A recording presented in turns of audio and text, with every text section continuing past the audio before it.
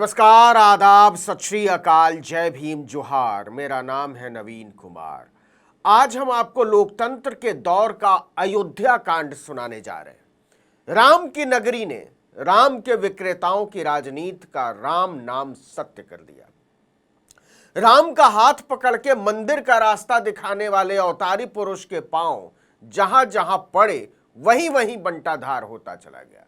देखिए कि भाजपा न सिर्फ अयोध्या हारी बल्कि अयोध्या मंडल की सभी सीटों से भारतीय जनता पार्टी का सफाया हो गया। पूरे इलाके की जनता ने एक सुर में कह दिया कि हमारा पीछा छोड़ने के लिए थैंक यू मोदी जी। इसका मतलब फिलहाल तो यही निकलता है कि राम की राजनीति से देश को मुक्ति मिलती नजर आ रही है और इसका असर उत्तर प्रदेश की राजनीति में लंबे समय तक देखने को मिलेगा। अगर अगले चुनाव तक मोदी, योगी और उनके चेले चंपू राम को बेचने से बाज नहीं आए तो मतदाता उनकी राजनीति को नीलाम कर देगा। अयोध्या ने राम के विक्रेताओं को सबक सिखाते हुए 72 कैमरों के लेंस और फ्लड लाइट की रोशनी में ध्यान साधना का ढोंग करने वालों को संदेश दिया है कि नौटंकी की भी इंतहा होती है। देखिए टीवी ने क्या माहौल बनाया था। जब राम मंदिर का उद्घाटन हो रहा था तो टीवी चैनलों के मालिक और संपादक बैरिकेड पर चढ़कर छिछोरों की तरह हो कर रहे थे और उनके एंकर माथे में भभूत लपेटने का नाटक करके लाइव टीवी पर नकली भक्ति का भौंडा नाच कर रहे थे। उसी दिन से माहौल बनने लगा कि अयोध्या का यह मास्टर स्ट्रोक चुनावी राजनीति का इतिहास बदल देगा। मोदी तो बैठे बैठे बैतरणी पार उतर जाएंगे। कोई नहीं बोल रहा था कि नाले में फंस जाएंगे, क्योंकि भाजपा के दलाल भाजपा के तिरपाल से बाहर निकलकर झांकने तक को राजी नहीं थे कि दुनिया दिखती कैसी है, दुनिया के लोग सोचते कैसे हैं। उन दलाल मालिकों और संपादकों ने, एंकरों ने मोदी के चरणों को ही पूरी दुनिया मान लिया था और उसी की गणेश परिक्रमा करके लौट आए। गाने लगे कि चारों तरफ मोदी मोदी है, एक तरफा जीत हो रही है। पर जब चारण भाट दिन रात यही गा रहे हों तो मोदी को इस पर भरोसा कैसे ना होता। लगा भारतीय लोकतंत्र का मतलब मोदी का, मोदी के लिए और मोदी के द्वारा है। बस इसका असर यह हुआ कि अयोध्या वासी मोदी की नौटंकियों से छटपटा रहे थे और टीवी बता रहा था कि देखो सब कैसे मगन है मोदी की लीला देखकर। नतीजा, राम मंदिर के नाम पर पूरे देश को आग में झोंक देने की राजनीति करने वाली भाजपा अयोध्या से बुरी तरह खदेड़ दी गई। पहले राउंड से ही भाजपा के लल्लू सिंह पिछड़ने शुरू हुए तो फिर चढ़ नहीं पाए।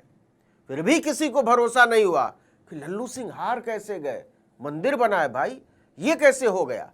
हालत ये थी कि लल्लू सिंह के लिए गली गली वोट मांगने वालों ने भी अवधेश पासी को वोट देकर भाजपा को लोकतंत्र का प्रसाद चखा दिया। शाम होते होते लल्लू सिंह 55,000 वोटों से हार चुके थे। सोचिए क्या कमाल की चीज होती है लोकतंत्र।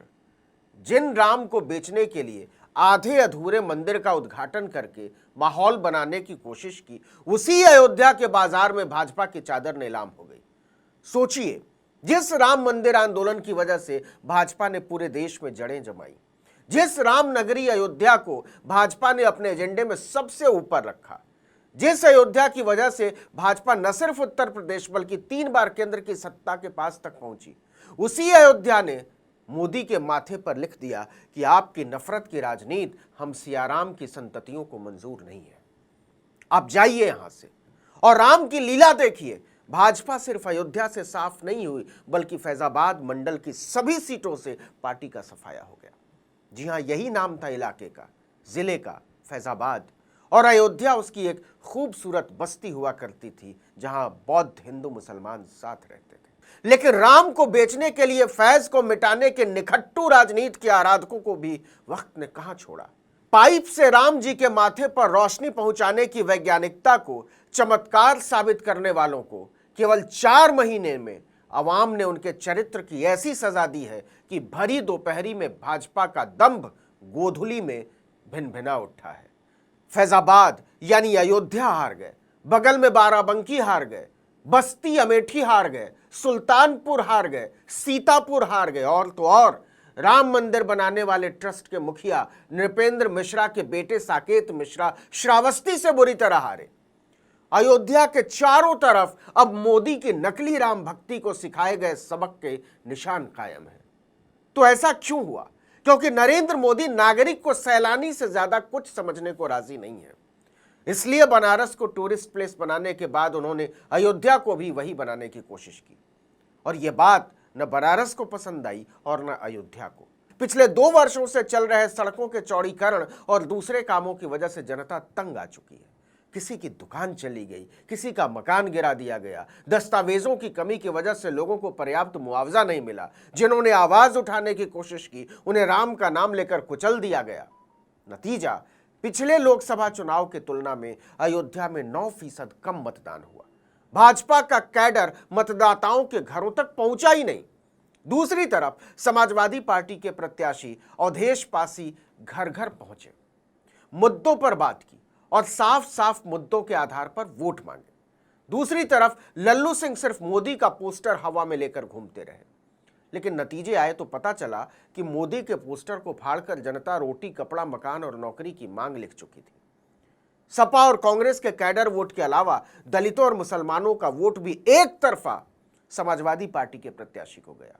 अवधेश पासी ने कोई हंगामा नहीं किया, कोई तूफानी दौरे नहीं किए, बड़े बड़े नेताओं का मजमा नहीं लगाया। फिर भी उन्होंने अयोध्या में बीजेपी का बिस्तर समेट दिया, जबकि पिछले 3 महीने में ही मोदी और योगी ने 4 बार अयोध्या का दौरा किया था। इसकी वजह यह है कि लोग टीवी पर मोदी के फर्जी चमत्कारों से ऊब चुके हैं। जब वो अपने घर की हालत देखते हैं तो उन्हें मोदी में एक ऐसा नेता नजर आता है जिसके पास देश को आगे ले जाने की कोई दृष्टि नहीं है, जो लफाज है। मोदी योगी की डबल इंजन की सरकार होने के बावजूद यूपी में 10 साल से आवारा पशुओं की समस्या से निजात नहीं मिली है। इससे किसान मतदाता भाजपा के पाले से छिटकते चले गए। ब्लॉक, तहसील, थाना स्तर पर जनता की समस्याओं की कोई सुनवाई नहीं हो रही। मुफ्त अनाज और तमाम सरकारी योजनाओं का लाभ गरीबों को तो मिला, कोई इनकार नहीं, लेकिन मध्य आय वर्ग के मतदाताओं को कोई फायदा नहीं हुआ, कोई राहत नहीं मिली। सिलेंडर पर सब्सिडी घटती गई, डीजल पेट्रोल के दाम बढ़ते गए, नौकरी रोजगार है नहीं। भाजपा टीवी पर दिखाती रही कि मोदी जी गरीबी हटा चुके हैं, मोदी जी रोजगार दे चुके हैं और भारत का डंका दुनिया में बज रहा है, लेकिन अंदर ही अंदर इस देश के लोग खोखले हो रहे थे। बीते 10 वर्षों में महंगाई का स्तर बढ़ता गया है। इससे मध्य आय वर्ग का वोटर भाजपा से दूर होता चला गया। दूसरी तरफ इंडिया गठबंधन ने कोई आसमानी नारा नहीं उछाला।